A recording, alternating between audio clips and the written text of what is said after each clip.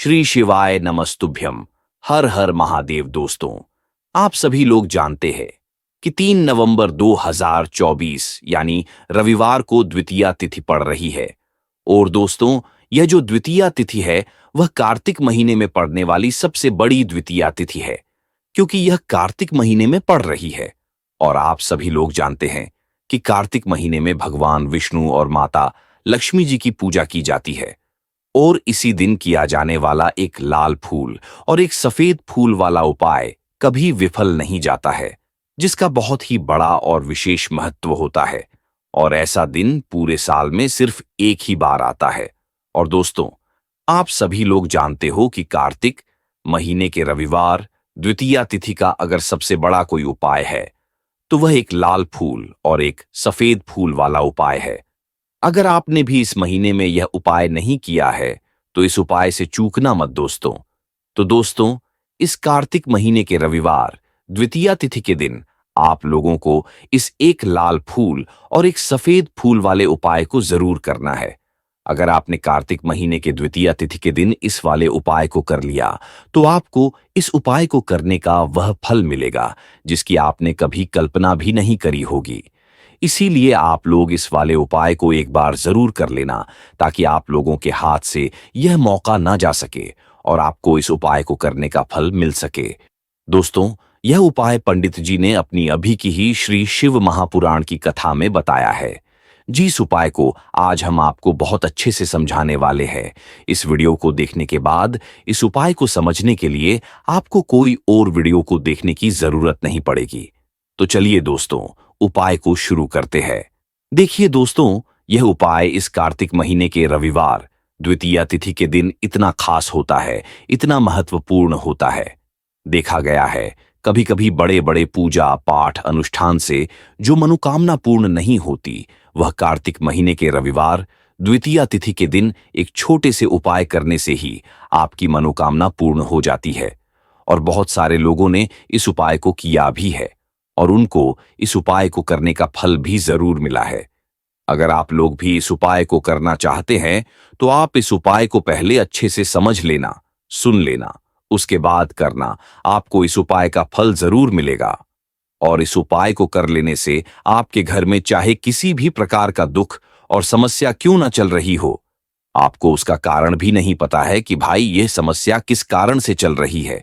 उसका कुछ भी कारण हो सकता है, जैसे पितृदोष हो सकता है या किसी भी तरह का मंगल दोष भी हो सकता है। तो इस दिन आप लोगों को ये वाला उपाय कर लेना है। यह एक ऐसा उपाय है जिस उपाय को अगर किसी विशेष दिन पर किया जाए तो उस विशेष दिन का फल तो हमें मिलता ही मिलता है, पर हमने उस दिन पर इस उपाय को किया है तो हमें उससे भी बड़ा फल मिलता है और फल बहुत जल्दी मिलता है, क्योंकि आप इस उपाय को बहुत ही बड़े और विशेष दिन पर कर रहे हो। तो चलिए अब उपाय के बारे में बात करते हैं।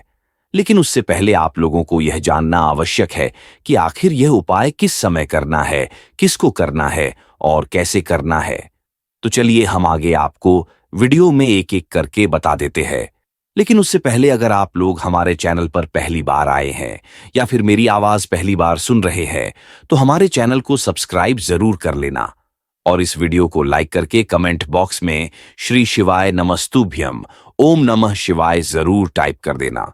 तो दोस्तों, इस एक लाल फूल और एक सफेद फूल वाले उपाय को हमें इस रविवार द्वितीया तिथि के दिन कैसे करना है, किसको करना है, किस समय करना है और कहां पर करना है, ये सारे सवालों के जवाब आपको इस वीडियो में मिल जाएंगे। और जो यह वीडियो देखेगा उसको एक लाल फूल और एक सफेद फूल वाले उपाय को जरूर करना चाहिए, क्योंकि इस दिन एक लाल फूल और एक सफेद फूल का भी बहुत ही बड़ा और विशेष महत्व होता है। और जब बात आ जाए एक लाल फूल और एक सफेद फूल वाले उपाय की, तो यह सोने पे सुहागा वाली बात हो जाती है और इस रविवार द्वितीया तिथि का ये एक बहुत ही बड़ा उपाय हो जाता है। तो अब दोस्तों, इस एक लाल फूल और एक सफेद फूल वाले उपाय को आखिर करना किसको है, सबसे पहले हम लोग वह बात जान लेते हैं। तो देखो, घर की जो बड़ी माताएं बहनें होती हैं, उन माताओं बहनों में से कोई भी एक बड़ी माता बहन इस वाले उपाय को कर सकती है। और दोस्तों, अगर आप चाहे तो अपने घर में से सभी सदस्यों को भी इस उपाय को करवा सकते हैं। अगर किसी व्यक्ति की खुद की कोई मनोकामना है, खुद का कोई दुख और परेशानी है, जो कि वह अपने लिए ही इस वाले उपाय को करना चाहता है, तो वह खुद अपने लिए भी कर सकता है। बाकी अगर घर में से कोई ऐसा है जो कि अपने पूरे घर परिवार की सुख और शांति के लिए यह वाला उपाय करना चाहता है, तो भाई वह भी कर सकता है। उसमें कोई भी दिक्कत वाली बात नहीं है। कहने का मतलब यह है कि इस उपाय को हर एक सदस्य भी कर सकता है, और पूरे घर परिवार के सदस्य के लिए घर की बड़ी माताओं बहनों में से कोई एक माता बहन भी कर सकती है। माताएं बहनें अगर घर में उपस्थित ना हो या वह यहां वाला उपाय ना कर पा रही हो, तो फिर घर का कोई बड़ा सदस्य भी इस एक लाल फूल और एक सफेद फूल वाले उपाय को कर सकता है। फिर चाहे वह पुरुष ही क्यों ना हो, उसमें कोई भी दिक्कत वाली बात नहीं है। अब दोस्तों, इस एक लाल फूल और एक सफेद फूल वाले उपाय को हमें करना कहां पर है? तो बहुत सारे लोग हर एक उपाय को करते समय प्रश्न करते हैं कि इस उपाय को हमें घर पर करना है या फिर मंदिर में जाकर करना है। तो इस वाले उपाय को आप घर पर नहीं कर सकते हो। इस वाले उपाय को करने के लिए आपको शिवजी के मंदिर ही जाना पड़ेगा। उसके बाद में दोस्तों, इस उपाय को लेकर जो अगला प्रश्न निकल कर आता है, वह यह आता है कि आखिर इस उपाय को हमें किस समय करना है? सुबह के समय करना है कि शाम के समय करना है? तो देखो, इस वाले उपाय को आप लोग सुबह के समय भी कर सकते हो और शाम के समय प्रदोष काल में भी कर सकते हो। अब अगर आप पूछो कि भाई, इस एक लाल फूल और एक सफेद फूल वाले उपाय को करने का सबसे उत्तम समय कौन सा रहेगा, तो हम आपसे बस यही कहेंगे कि इस उपाय को आप सुबह के समय करेंगे तो ज्यादा बेहतर होगा। बाकी अगर प्रदोष काल शाम के समय भी करेंगे तो भी अच्छा होगा। उसमें कोई भी दिक्कत वाली बात नहीं है। तो अब दोस्तों, जो अगली सबसे बड़ी और महत्वपूर्ण बात आती है, वह यह आती है कि सुबह अगर हम उपाय को करेंगे तो हमें कितने बजे से लेकर कितने बजे तक के बीच में करना है, और शाम के समय प्रदोष काल में करेंगे तो हमें कितने बजे से लेकर कितने बजे के बीच में करना है। तो देखो, सुबह जितनी जल्दी हो सके आप उपाय को करने की कोशिश करना। बाकी अगर किसी कारणवश लेट भी हो जाओ, थोड़ी देर भी हो जाए, तो 10 या 11 बजे तक भी आप उपाय कर लेना, पर 12 बजे से ज्यादा देरी ना हो, इस बात का ध्यान रखना। उसके बाद में दोस्तों, अगर शाम के समय प्रदोष काल की बात करें, प्रदोष काल का जो समय होता है वह शाम के 6 बजे से शुरू हो जाता है। मतलब शाम के 6 बजे से लेकर 7 बजे के बीच का जो समय होता है, ये समय प्रदोष काल का समय होता है। पर अभी जो मौसम चल रहा है, इस मौसम में शाम बहुत देरी से होती है, तो आप इस उपाय को 7 से 8 बजे के बीच में भी कर सकते हो। मतलब शाम के 6 बजे से रात 8 बजे के बीच में आप कभी भी इस वाले उपाय को कर सकते हो। उसमें कोई भी दिक्कत वाली बात नहीं है। हम लोग सबसे पहले जानते हैं कि इस उपाय में किस किस चीज की आवश्यकता पड़ेगी। तो देखिए, उपाय का नाम तो एक लाल फूल और एक सफेद फूल वाला उपाय है, पर इस उपाय में कुल मिलाकर 4 सामग्री हमें लगने वाली है। तो यहां पर हम लोग समझते हैं कि इस उपाय की सामग्री क्या है। तो देखो, उपाय की जो सामग्री है वह 4 सामग्री है, जिसमें से सबसे पहली सामग्री है एक बेलपत्र। देखो, बेलपत्र क्या होता है? बेलपत्र जो शिवजी के शिवलिंग पर चढ़ता है। दूसरी चीज है एक शमी पत्र। शमी पत्र वह जो शिवलिंग पर ही चढ़ता है। तीसरी चीज है एक लाल फूल, जो उपाय का नाम है। तो एक यहां पर आपको लाल फूल लेना है। अब यह लाल फूल कौन सा लेना है? देखो, शिवलिंग के ऊपर जो लाल फूल चढ़ता हो, उनमें से कोई भी एक लाल फूल पसंद कर लेना, और वह कहीं से तोड़कर या कहीं से खरीद कर लेकर आना, और उस लाल फूल को उपाय में प्रयोग कर लेना। उसके बाद में एक सफेद फूल है। सफेद फूल का विशेष रूप से ध्यान रखना। जो सफेद फूल शिवलिंग पर चढ़ता हो, सिर्फ वही सफेद फूल लेकर आना। इसके अलावा कुछ मत लेकर आना, लेकिन केतकी का मत लेना। तो एक मात्रा में ही आपको यह चारों सामग्री चाहिए। एक बेलपत्र, एक शमी पत्र, एक लाल फूल और एक सफेद फूल। ये चारों सामग्री आप लोग तैयार करके रख ले। प्रदोष काल में या सुबह के समय जब भी आप इस उपाय को कर रहे हैं, जैसे ही आपके उपाय की सामग्री तैयार हो जाती है, तो क्या हम सीधा उपाय को करने के लिए इन चारों सामग्री को लेकर उपाय करने के लिए जा सकते हैं? तो यहां पर आपको इस बात का ध्यान रखना है कि हम भगवान शिव जी को प्रसन्न करने के लिए तो जा रहे हैं, हम अपनी मनोकामना को पूर्ण करवाने के लिए तो जा रहे हैं, पर हमें यह दर्शाना बिल्कुल भी नहीं है कि हम सिर्फ अपने फायदे के लिए भगवान शिव जी के मंदिर में आए हैं। इसलिए हम इस उपाय को करने के साथ साथ में भगवान शिव जी की पूजा अर्चना के लिए कुछ सामग्री भी जरूर लेकर जाएंगे। जैसे कि सुबह के समय अगर आप इस एक लाल फूल और एक सफेद फूल वाले उपाय को कर रहे हो, तो भाई सुबह के समय आपको एक लौटा जल लेकर जाना है। जो लोग प्रतिदिन शिव जी के मंदिर जाते हैं, पूजा अर्चना करते हैं, जल चढ़ाते हैं, फूल बेलपत्र सब कुछ चढ़ाते हैं, भाई वह अपनी पूजा अर्चना वैसी की वैसी ही करना।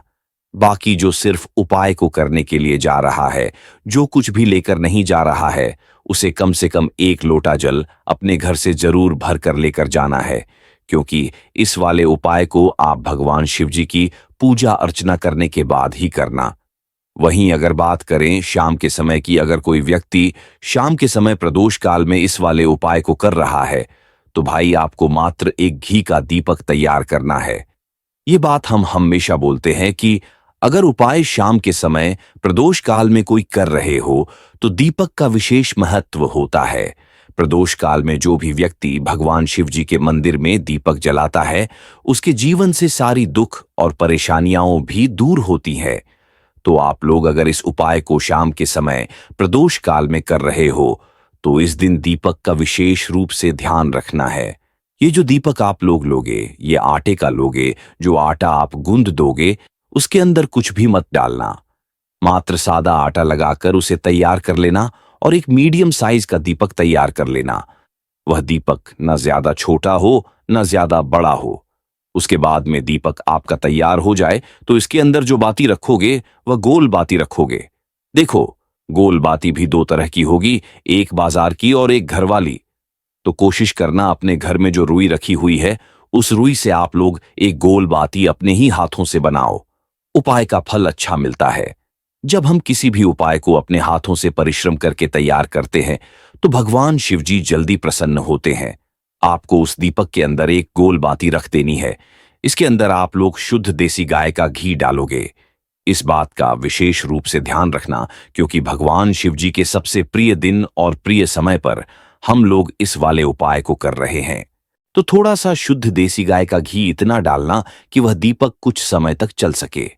बाजार वाला मिलावटी घी मत डालना, ना भैंस का घी डालना। शुद्ध देसी गाय का घी आपको ढूंढने में थोड़ी मेहनत लगेगी और महंगा भी मिलेगा, पर गाय के घी से भगवान शिव जी प्रसन्न होते हैं। और उसी शुद्ध देसी गाय की घी से घर में बरकत भी बनी रहती है और हमारे घर में सुख शांति भी बनी रहती है। इसलिए इस शुद्ध देसी गाय का घी को अपने घर में हमेशा रखा करो। वह भगवान शिव जी के कार्यों में भी उपयोग में आता है और उपायों में भी हम लोग प्रयोग कर सकते हैं। तो यहां पर आपकी सारी तैयारियां हो चुकी है। उपाय को करते समय शुद्धता का विशेष रूप से ध्यान रखें। सुबह कर रहे हो तो भाई सुबह तो आपको स्नान करना ही करना है। बाकी शाम को कर रहे हो तो शाम को मात्र हाथ मुंह धोकर भी आप लोग इस वाले उपाय को कर सकते हो। उसमें कोई भी दिक्कत वाली बात नहीं है। उपाय की पूरी सामग्री तैयार करके और पूजा सामग्री लेकर आपको अपने घर के पास वाले भगवान शिव जी के मंदिर पहुंचना है। जहां पर शिवलिंग विराजित हो, शिवालय हो, वहां पर आप लोगों को पहुंचना है। और जैसे ही आप भगवान शिव जी के मंदिर पहुंचते हो, वहां जाकर ही उपाय शुरू नहीं करना है। पहले आपको भगवान शिव जी की पूजा अर्चना करनी है। पूजा अर्चना कैसे करोगे? सुबह के समय गए हो तो एक लोटा जल वगैरह जो भी पूजा सामग्री लेकर गए हो, तो पहले पूजा सामग्री से आप लोग भगवान शिव जी की पूजा कर लो। जो व्यक्ति सिर्फ एक लोटा जल लेकर गए हैं, वह शिव जी के शिवलिंग पर मात्र एक लोटा जल एक धारा से धीरे धीरे करके चढ़ा दो। अपनी पूजा अर्चना आप लोग पहले पूरी कर लो। और अगर आप शाम के समय कर रहे हो, तो पहले भगवान शिव जी के शिवलिंग के पास में जाकर बैठना है। आप जो दीपक तैयार करके लेकर आए हो, उस दीपक को पहले जलाना है। ये जो दीपक आप लोग जलाओगे, ये किसी और की माचिस से मत जलाना। अपनी ही माचिस अपने ही घर से लेकर आना और इस दीपक को अपने ही माचिस से जलाना। अगर आपने मंदिर की माचिस या किसी और की माचिस ले ली, इस उपाय को करने में इस उपाय का फल उस व्यक्ति को भी थोड़ा बहुत मिल जाएगा। इस बात का ध्यान रखना। अपने घर से अपनी ही माचिस लेकर जाना और इस दीपक को जलाना। दीपक को जलाने के बाद भगवान शिव जी के शिवलिंग के पास में रख देना। शिवलिंग के इतना पास भी मत रखना कि भगवान शिव जी को आंच लगे। थोड़ी सी दूरी बनाकर ही इस दीपक को शिवलिंग के पास में आप लोग रख दीजिएगा। अब जैसे ही आपकी पूजा अर्चना हो जाती है, उसके बाद उपाय को करने के लिए आप भगवान शिव जी के शिवलिंग के सामने या आसपास कहीं पर भी बैठ जाइए। उपाय को करने से पहले आप लोग अपनी वह चारों पूजन सामग्री निकाल लीजिए और भगवान शिव जी के शिवलिंग के ऊपर एक माता अशोक सुंदरी जी का स्थान देख लीजिए। माता अशोक सुंदरी जी का जो स्थान होता है वह जलाधारी के ऊपर होता है। आप लोगों ने देखा भी होगा कि शिवलिंग की जलाधारी के बिल्कुल बीचों बीच में होता है। जलाधारी के बिल्कुल बीचों बीच का जो स्थान होगा वह माता अशोक सुंदरी जी का स्थान होगा, क्योंकि यहीं पर हमें यह उपाय को करना है। अब हम उपाय को करना शुरू करते हैं। आप सबसे पहले अपना एक बेलपत्र उठा लो। एक बेलपत्र को आपको माता अशोक सुंदरी जी वाले स्थान पर सबसे पहले समर्पित करना है। बेलपत्र की डंडी का मुख जलाधारी की तरफ होगा जहां से जल बहता है और नीचे गिरता है, और बीच वाली बड़ी पत्ती का मुख शिवलिंग की तरफ होगा। इस तरीके से आपको इस बेलपत्र को माता अशोक सुंदरी जी वाले स्थान पर समर्पित कर देना है। उसके बाद में अपना एक शमी पत्र उठा लो जो आप उपाय के लिए लेकर आए हुए हो। शमी पत्र को उठाकर शमी पत्र की भी जो डंडी का भाग होगा वह जलाधारी की तरफ करके जहां से जल बहता है और नीचे गिरता है उस तरफ करके, पत्ती वाला भाग शिवलिंग की तरफ करके इस शमी पत्र को भी उस बेल पत्र के ऊपर आपको समर्पित कर देना है। समर्पित करने के बाद अब आप अपना एक लाल फूल लड़ लो जो आप उपाय को करने के लिए लेकर आए हुए हो। इस लाल फूल का जो खिला हुआ भाग होगा, चाहे वह गुलाब का फूल हो, चाहे कोई सा फूल जो शिवलिंग पर चढ़ता हो, उस फूल का जो खिला हुआ भाग होगा वह शिवलिंग की तरफ होगा। बाकी फूल का जो पीछे का भाग होगा वह जलाधारी की तरफ जहां से जल बहता है और नीचे गिरता है उस तरफ होगा। और आखिरी में आपका जो एक सफेद फूल बचा हुआ है, इस सफेद फूल को भी आपको लेना है और सफेद फूल का जो खिला हुआ भाग होगा वह शिवलिंग की तरफ होगा। जहां पर शिवलिंग रखा हुआ है उस तरफ होगा और डंडी का भाग जलाधारी के पीछे की तरफ हो जाएगा, मतलब जहां से जल बहता है और नीचे गिरता है। जब आप लोग एक बेलपत्र, एक शमी पत्र और एक लाल फूल, एक सफेद फूल चढ़ा रहे हो, तो उस समय आप लोगों को कांता भगवान या कांता चक्र का नाम लेते हुए इस उपाय को करना है और भगवान शिव जी और नारायण जी का स्मरण करते हुए इस उपाय को आपको करना है। तो आपको ऐसे एक बेलपत्र, एक शमी पत्र, एक लाल फूल और एक सफेद फूल से उपाय कर लेना है और आपके जीवन में जो भी दुख और समस्या चल रही हो वह दुख और परेशानी भगवान शिव जी को उपाय को पूरा करने के बाद वहीं पर पास में बैठकर बोल देनी है। हाथ जोड़ के आंखें बंद करके अपनी परेशानी बोलनी है और श्री शिवाय नमस्तुभ्यम का जाप करना है। दोस्तों, आज हमने इस वीडियो में कुछ उपाय बताए हैं जो आपको करने हैं। अगर आपको वीडियो अच्छी लगी हो तो वीडियो को लाइक और चैनल को सब्सक्राइब जरूर करें। हर हर महादेव। ओम नमः शिवाय।